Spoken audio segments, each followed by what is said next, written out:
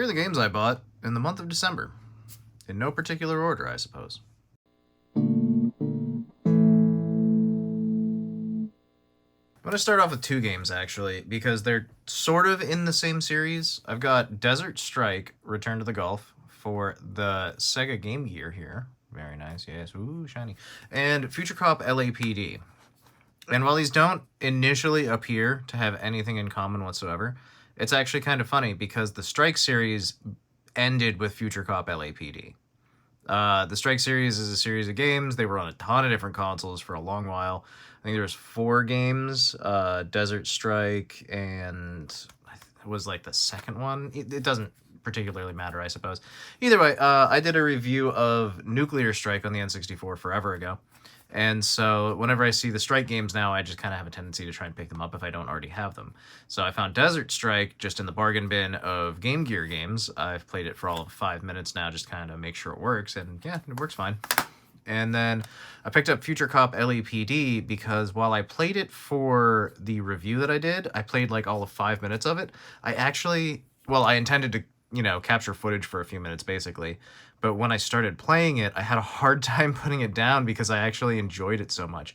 It's a really fun mech game. The rest of the games in the Strike series were all primarily helicopter games. You could use other vehicles and stuff in them, but they were primarily focused on being a helicopter. Well, Future Cop LAPD was originally going to be called Future Strike, and it ended up being Future Cop LAPD because primarily it's a mech game. I haven't played much past the first level, if I'm honest, but I honestly do really enjoy this game, and I look forward to playing some more of it in the future. So I might end up streaming it, actually, at some point here. I think that's the eventual goal, is to sit down and just play through the entire thing on stream. Made by EA. So there you go. Next up is Battletanks Global Assault. I picked this up for PlayStation. I already had it for Nintendo 64, and whenever I go through and review N64 games, I like to play every version of the game so I can get like a really good comparison of everything. So I basically saw this when I was in the game shop that I visited, and yeah, immediately I was like, I'm gonna have to buy this eventually. This is the first time I've seen it on PlayStation in quite a long while. And a little bit of a rough condition copy. It's got crack in the front, and like honestly, the disc is scratched pretty severely. I checked it, and it does start up and play, but it ain't pretty. It's very rough, frankly. I would like to maybe get it resurfaced if I can. I don't know of anybody nearby that still does that anymore, though, so I'm gonna have to maybe do a little searching and see if I can find somebody to do that. There's got to be a mail-in service, I'm sure, somewhere. Either way, yeah, tank-based combat game, 3D, over-the-shoulder kind of view, I guess. Third-person tanking game is what it would be. Tons of different futuristic tanks. You got, like, this one that has treads, like, all up over the side and stuff. You got a hover tank. This one with a big shield in the front. This one with a giant cannon. So, yeah, it has, like, a post-apocalyptic storyline to it. If I remember correctly, it's that, like, only, like, a few hundred women survived some plague or something. Yeah. You must defeat the evil Queen Lord and her own wicked plan to dominate the world. So, yeah, very much a, like, cool game for boys and men in the 90s kind of feel to it. Either way, I played it a lot when I was a kid. It had really good multiplayer, and so whenever I get around to finally reviewing Battletanks Global Assault, I've got 2 different versions of it. I don't think there's a lot more versions of this, but there might be. I still have to do some digging on that, I guess. I picked up Soul Hackers 2 for Xbox Series X and Xbox One. Bam.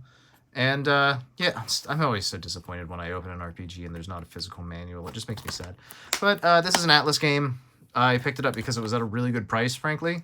And it's an Atlas game, and those tend to sort of retain their value, but also because I'm kind of curious in general about the Soul Hackers series. I don't know a whole lot about it, and it doesn't seem like it's like a favorite series for a lot of people.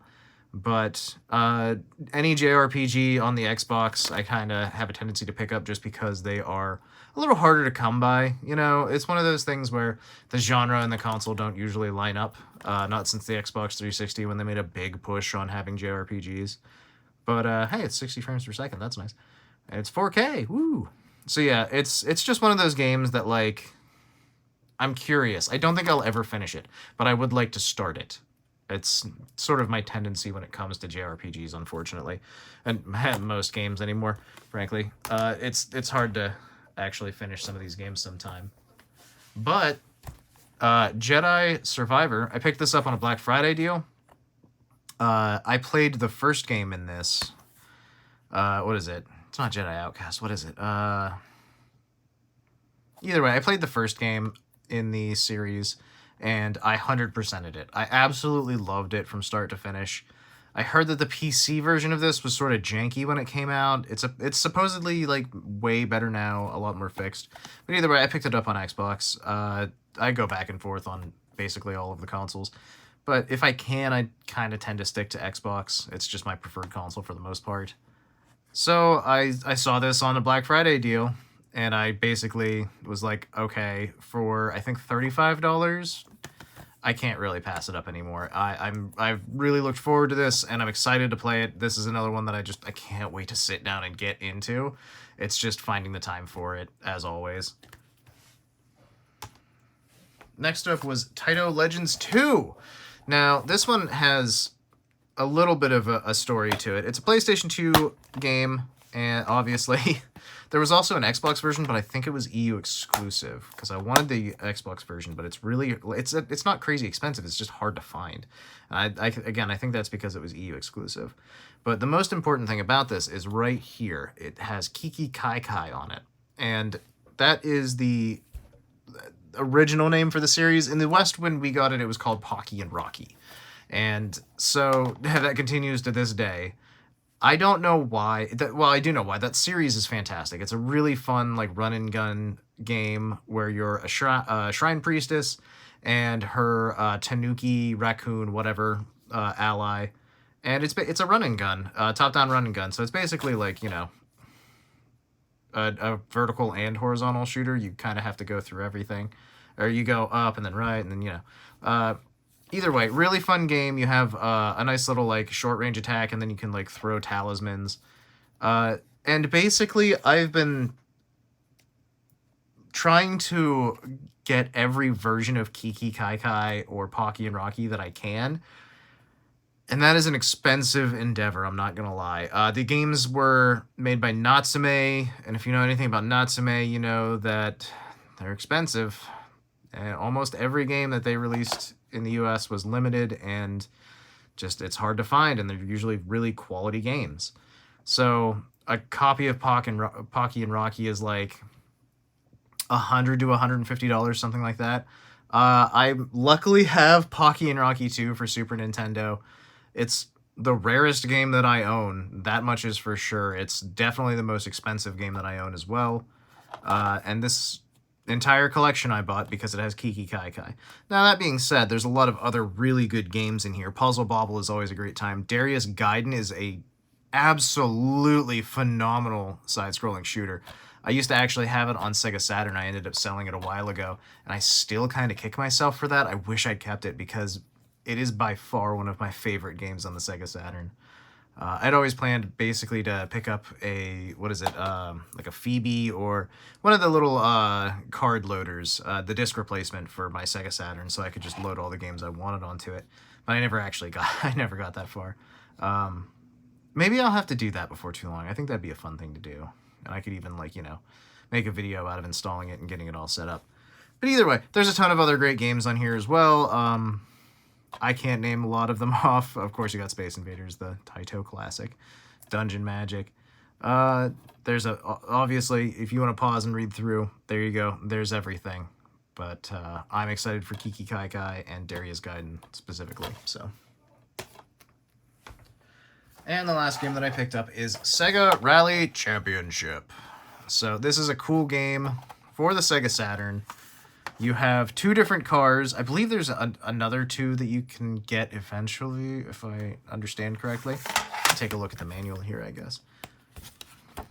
Ta-da! So there you go.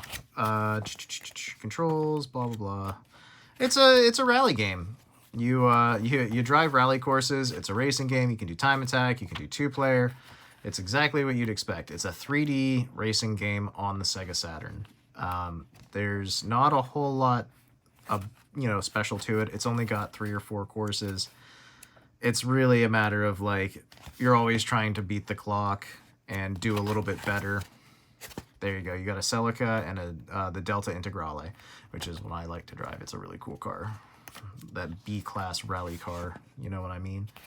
So yeah, there's a few different game modes, a few different courses. The fact that it had a lot, like that it was entirely a 3D game on the Sega Saturn means that there's not a whole lot of content specifically to it. It was more of like a showpiece for the graphic capabilities. That being said, what you do have, I love the fact that they had, like, you can record your results in the back. It's one of those games that, like, what you do get is really fun, and you can make your own fun with it. You can try and beat your best time every time you play and stuff. So it has a lot of replayability if you're into that sort of thing. And there you go. There's the back of it with the showing off the nice 3D graphics. 3D arcade racing. So there you go. That is all of the games I've basically picked up. I don't collect games like I used to, is what it comes down to. I've got other hobbies that demand my attention and everything like that. I've been doing more video stuff and things like that, podcast and all that good stuff. But I do still like to go out and pick up video games when I get the chance. It's just I don't always have the time anymore to go out and buy games, nor do I necessarily have the money allocated to do that. It's just that this month was a particularly decent month for actually going out and finding interesting games, so that was pretty great for me. So, are any of these games ones that you've played or you have strong feelings about? Definitely let me know, and there you go. Drop a like, drop a subscribe. We'll see you next time.